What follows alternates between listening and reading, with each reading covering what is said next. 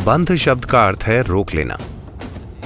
मतलब आप शरीर में कुछ रोक लेते हैं ताकि आपकी ऊर्जा एक खास तरीके से बर्ताव करे। बंध क्यों लगाएं? ये हमारे लिए क्या कर सकते हैं? क्या आपने ओजस शब्द सुना है? OJAS, ओजस? नहीं? ठीक है। ओजस शब्द का अर्थ है ऊर्जा का एक अभौतिक आयाम। मतलब आप अपने चारों ओर एक निश्चित मात्रा में ऊर्जा का अभौतिक आयाम पैदा कर सकते हैं। अगर आपके चारों ओर ओजस है तो संसार से आपका गुजरना, The passage through life becomes well lubricated. जीवन से होकर गुजरना बहुत आसान हो जाता है। मतलब आप कम से कम टकराव के साथ गुजर जाते हैं। सुदूर पूर्वी एशियाई संस्कृतियों में आत्मज्ञानियों को एंची कहा जाता है। एंची शब्द का अर्थ है चक्र। आपकी कार में किस तरह के पहिए हैं? गोल पहिए हैं या चौकोर पहिए या त्रिकोण पहिए? आपके पहिए कैसे हैं? ओह, पर त्रिकोण पहिए निश्चित रूप से ज्यादा तरंग वाले होंगे, है ना? गोल पहिए क्यों? क्योंकि टकराव कम से कम होगा। ये कम से कम टकराव के साथ घूमते हैं।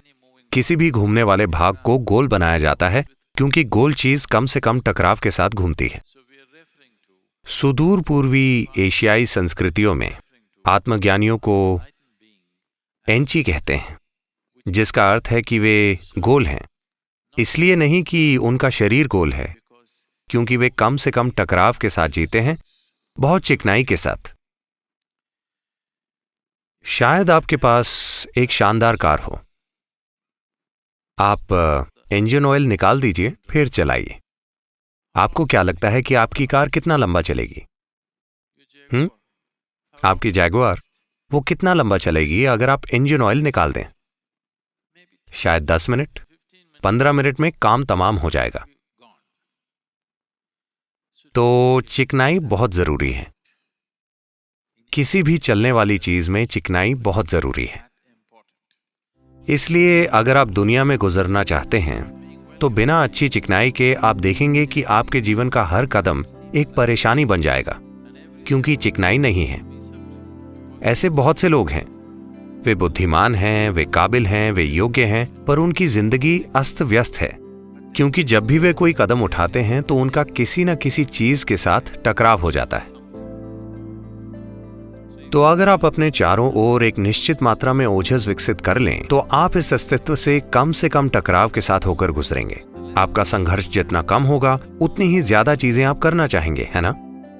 हाँ, आप स्वाभाविक रूप से बहुत सारी चीजें करने का साहस करेंगे अगर आप में टकराव की समस्या ना हो तो। पर अगर हर दिन आप बाहर जाकर किसी न किसी संघर्ष में पड़ जाते हैं तो कल आप कदम उठाने में संकोच करेंगे। हर समय यही हो रहा है ना?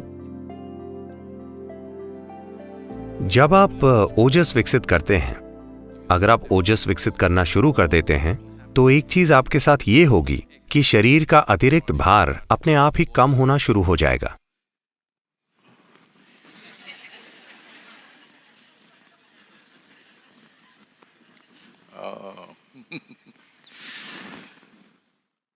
अगर आप योग केंद्र आएं तो आप देखेंगे कि कुछ लोग कुछ खास समय पर एक खास तरह की साधना में होंगे या खास तरह का भीतरी कार्य कर रहे होंगे।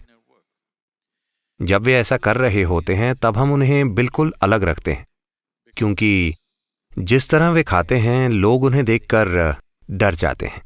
वे सामान्य व्यक्ति से 10 गुना ज्यादा खा जाते हैं, बहुत सारा भोजन, पर उनका वजन कम होता जाता है। हम उन्हें ज्यादा फैट वाली डाइट देते हैं, घी, दूध, मक्खन वगैरह। इसके बावजूद उनका वजन लगातार कम होता जाता है, सिर्फ इसलिए कि वे ऊर्जा के भौतिक आयाम को अभौतिक आयाम में बदल रहे हैं। Whatever they consume is just burnt and it doesn't become body, it becomes another dimension of energy. जो कुछ भी वे खाते हैं वो बस जल जाता है और वो शरीर नहीं बनता, वो ऊर्जा का दूसरा आयाम बन जाता है। योग में हम इसे धरती से चुराना कहते हैं। क्योंकि फिलहाल आपके पास जो कुछ भी है, आपके शरीर का भार वो चीज है जिसे आपने धरती से उधार लिया है। धरती माँ खुले दिल से उधार देती है। आप जितना चाहें उतना उधार ले सकते हैं, अगर आप उसे ढो सकते हो तो। पर जब वापस देने का समय आता है तो वो एक एक अणु इकट्ठा करेंगी। अगर आप कहें मैं यहां बहुत लंबे समय से रहा हूं, मुझे एक अणु यादगार के तौर पर रख लेने दें, तो सौदा नहीं होगा। वो हर अणु को वापस लेंगी। इसलिए इसे धरती से चुराना माना जाता है, क्योंकि अब आप ऊर्जा के भौतिक आयाम को अभौतिक आयाम में बदल रहे हैं। अब वो आपको नहीं रोक सकती, आप उसे अपने साथ लेकर जा सकते हैं। तो ये एक लंबी यात्रा के लिए पैकिंग करना है, इस तरह कि धरती माँ को पता न चले, नहीं तो वो इसे वापस ले लेंगी। अगर ये भौतिक रूप में होगा तो वे इसे फिल्टर कर लेंगी। अगर ये अभौतिक रूप में होगा तो धरती इसे वापस नहीं ले सकती। अब आप शांभवी कर रहे हैं। अगर आप रोज कर रहे हैं तो आप ओजस विकसित कर लेंगे, थोड़ी मात्रा में ओजस। अचानक सब कुछ आपके लिए आसान बन जाएगा। ये बस हो जाता है। अगर आप में ओजस नहीं है, आप में बाकी सारी क्षमताएं हो सकती हैं, पर सिर्फ टकराव के डर के कारण आपके सामने रुकावट आएगी। मुझे लगता है दुनिया की 80% आबादी के साथ ऐसा ही है। वे बंधे हुए हैं हमेशा इस बात के डर से कि मेरा क्या होगा, मेरे साथ क्या होगा। वे जहां भी जाएं, उनके साथ बुरे अनुभव होते हैं। अगर वे कदम उठाकर थोड़े उत्साह के साथ कुछ करने की कोशिश करते हैं तो कल सुबह थोड़ा टकराव होता है और वे पीछे हट जाते हैं। मुझे लगता है 80% आबादी ऐसी है। क्या होगा, इस बात के डर से वे आधे अधूरे कदम उठाते हैं, अपने जीवन में कभी पूरा कदम नहीं उठाते।